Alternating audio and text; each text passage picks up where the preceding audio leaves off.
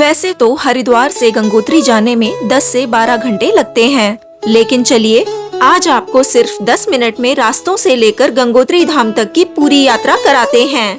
Road condition से लेकर रुकने ठहरने तक की पूरी जानकारी, गंगोत्री धाम के रास्ते में पड़ने वाली हिमालय की खूबसूरत घाटियाँ और पूरी यात्रा का बजट भी। आप कहीं से भी आना चाहते हो 4 धाम यात्रा के लिए, सबसे पहले आपको हरिद्वार या ऋषिकेश पहुंचना होगा, जहां से आगे का सफर सड़क मार्ग से तय किया जाता है। 4 धाम यात्रा के लिए सबसे जरूरी है रजिस्ट्रेशन। ऑनलाइन रजिस्ट्रेशन आप उत्तराखंड टूरिज्म के ऑफिशियल पोर्टल registration&touristcare.uk.gov.in और टूरिस्ट केयर ऐप से भी कर सकते हैं, जबकि offline registration counters Haridwar, Rishikesh और देहरादून में भी लगाए जाते हैं। रजिस्ट्रेशन पूरी तरह फ्री होता है, जिसमें आधार कार्ड वेरिफिकेशन मैंडेटरी है। गंगोत्री धाम के लिए हरिद्वार से सुबह 4:30 से 6 बजे के बीच डायरेक्ट बसेस ऋषिकेश होते हुए चलती हैं, जिनका किराया लगभग 800 से 1200 रुपए तक होता है। टिहरी गढ़वाल के खूबसूरत हिल स्टेशन चंबा होते हुए आप पहुंचते हैं उत्तरकाशी। हरिद्वार से उत्तरकाशी के लिए सुबह 4 बजे से लेकर दोपहर 12:30 बजे तक कई बसें चलती हैं, लेकिन डायरेक्ट गंगोत्री के लिए बस सर्विसेज सीमित हैं। इसलिए आप चाहें तो उत्तरकाशी तक बस से आकर आगे का सफर टैक्सी से तय कर सकते हैं, जिनका किराया लगभग 500 से 700 रुपए पर पर्सन रहता है और करीब 4 से 5 घंटे में टैक्सी आपको गंगोत्री पहुंचा देती है। उत्तरकाशी में भविष्य काशी यानी काशी विश्वनाथ मंदिर के दर्शन भी किए जा सकते हैं। उत्तरकाशी में आपको टैक्सी स्टैंड के आसपास लाइन से रेस्टोरेंट्स, होटल्स और होम स्टेज मिल जाएंगे, जहां 500 से 2000 रुपए तक में आसानी से स्टे मिल जाता है। उत्तरकाशी से आगे बढ़ते ही रास्ते में पड़ता है मनेरी का खेड़ी वाटरफॉल, जो पहाड़ों के बीच बेहद सुंदर दिखाई देता है। मनेरी से 28 किलोमीटर आगे आता है मेडिसिनल बेनिफिट्स से भरपूर गंगनानी हॉट वाटर स्प्रिंग, जिसे गंगनानी गर्म कुंड भी कहा जाता है। गंगोत्री हाईवे पर कई लैंडस्लाइड जोन्स भी हैं और बरसात के मौसम में ये रास्ते काफी खतरनाक हो जाते हैं। 2025 की आपदा में डबरानी सोनगाड़ के पास सड़क का बड़ा हिस्सा बह गया था, जिसके बाद बीआरओ और प्रशासन ने लंबे समय तक रिस्टोरेशन का काम किया। अभी तक सड़क पूरी तरह रिस्टोर नहीं हो पाई है, हालांकि रास्ता फिलहाल चालू है, लेकिन मॉनसून में ये स्ट्रेच कितना सुरक्षित रहेगा ये तो वक्त ही बताएगा। सच कहूँ तो इन रास्तों की खूबसूरती को कैमरे में कैद कर पाना और शब्दों में बता पाना पॉसिबल ही नहीं है। प्रकृति और महान हिमालय की भव्यता को देखकर आप अचंभित रह जाते हो।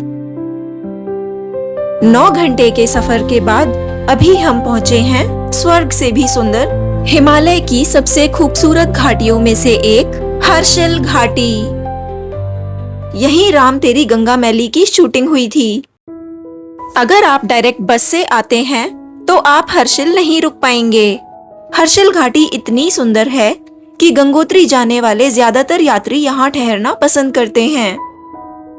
हमने भी अपना स्टे हर्षिल में ही किया। उत्तरी गढ़वाल हिमालय की गोद में बसे यहाँ के सीमांत गांव, उनमें पहाड़ी आर्किटेक्चर से बने लकड़ी के प्यारे प्यारे घर, मौसम की कठिनाइयों के बीच सादगी से भरी यहाँ की जीवन शैली, सेब के बागान, घाटी को जीवंत बनाती माँ गंगा की प्रारंभिक धारा, माँ भागीरथी।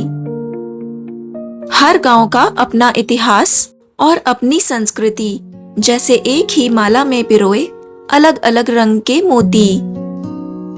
देवदार के घने जंगलों के बीच स्थित शांत ट्रैक्स, जहां पहुंचकर हर्षिल घाटी के सुंदर नजारे और महान हिमालय की भव्य चोटियां आपको निशब्द कर देती हैं।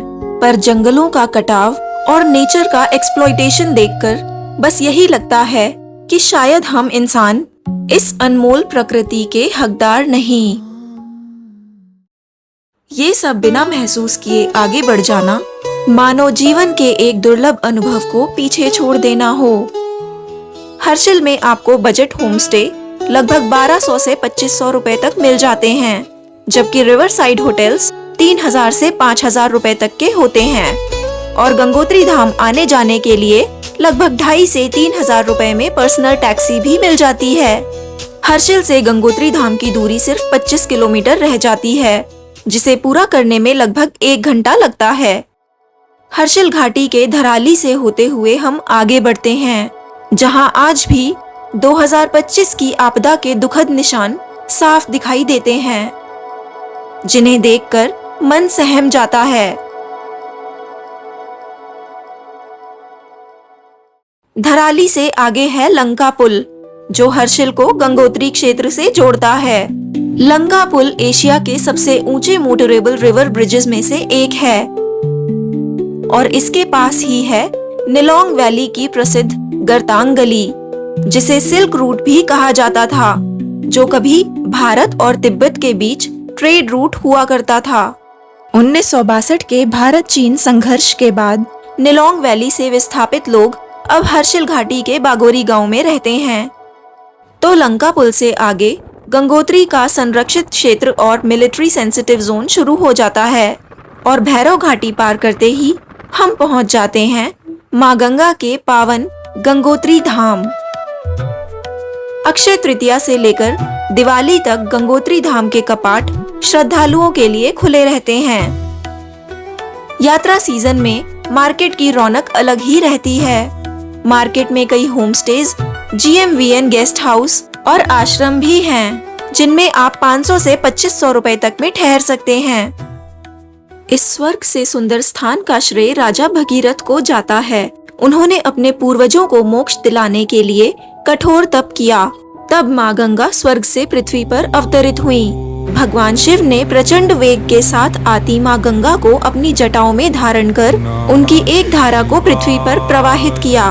गंगोत्री वही स्थान है जहाँ माँ गंगा ने पहली बार धरती को स्पर्श किया था। फिर उन्होंने राजा भगीरथ के पूर्वजों को मोक्ष प्रदान किया। इसी कारण गंगा जी की प्रारंभिक धारा को माँ भागीरथी कहा जाता है, जो देव प्रयाग संगम पर अलकनंदा जी से मिलकर माँ गंगा के रूप में आगे बहती हैं। हर हर गंगे। गंगोत्री धाम में मंदिर से लगभग 500 मीटर दूर है सूर्य कुंड और गौरी कुंड। कहा जाता है कि गंगोत्री में सूर्य की पहली किरणें सबसे पहले सूर्य कुंड पर ही पड़ती हैं। मान्यता है कि राजा भगीरथ ने तपस्या के बाद गंगा जी को पृथ्वी पर लाने के लिए सूर्य देव को यहीं अर्घ दिया था। देवी पार्वती भी यहाँ स्नान करती थी। इसी कारण सूर्य कुंड को बहुत पवित्र माना जाता है। सूर्य कुंड से कुछ कदम आगे है गौरी कुंड। यहाँ माँ गौरी के चरण चिन्हों के दर्शन होते हैं। यहाँ गौरी शंकर महादेव मंदिर भी स्थित है। अब दर्शन हो रहे हैं गौरी कुंड के। यहीं भगवान शिव ने माँ गंगा को अपनी जटाओं में धारण किया था।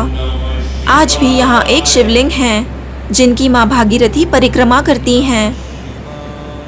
कई यात्री गंगोत्री धाम से 18 किलोमीटर आगे महान हिमालय की हिमाद्री पर्वत श्रृंखला में स्थित माँ गंगा के वास्तविक उद्गम गौमुख की कठिन और साहसिक यात्रा भी करते हैं। गौमुख यात्रा के लिए उत्तरकाशी फॉरेस्ट ऑफिस से परमिट लेना मैंडेटरी है। सर्दियों में पूरा गंगोत्री क्षेत्र बर्फ की सफेद चादर से ढक जाता है, जिसके कारण रास्तों के बंद होने की पूरी संभावना रहती है। इसीलिए सर्दियों में गंगोत्री धाम के कपाट बंद रहते हैं। हालांकि उस समय माँ गंगा के शीतकालीन दर्शन हर्षिल घाटी के 8 सीमांत गांवों में से एक मुखवा गांव यानी मुखी मठ में किए जा सकते हैं, क्योंकि दिवाली से अगली अक्षय तृतीया तक के लिए माँ गंगा की डोली गंगोत्री धाम से मुखवा आ जाती है, जहाँ पूरे विधि विधान से माँ गंगा की पूजा जारी रहती है। मंदिर के इस हिस्से में गंगा जी के भाई श्री समेश्वर जी और नरसिंह भगवान की पूजा होती है। मुखवा को गंगा जी का मायका भी कहा जाता है। इसी वजह से ये गांव भी तीर्थ से कम पवित्र नहीं। गंगोत्री धाम की ही तरह मुखवा गांव में भी हर सुबह और शाम गंगा आरती होती है। तो ये थी हमारी गंगोत्री धाम और हर्षिल वैली की यादगार यात्रा। अगर आप इस यात्रा को और डिटेल में देखना चाहते हैं तो डिस्क्रिप्शन में वीडियो का लिंक है। फिर मिलते हैं किसी नए व्लॉग में। तब तक के लिए बाय बाय।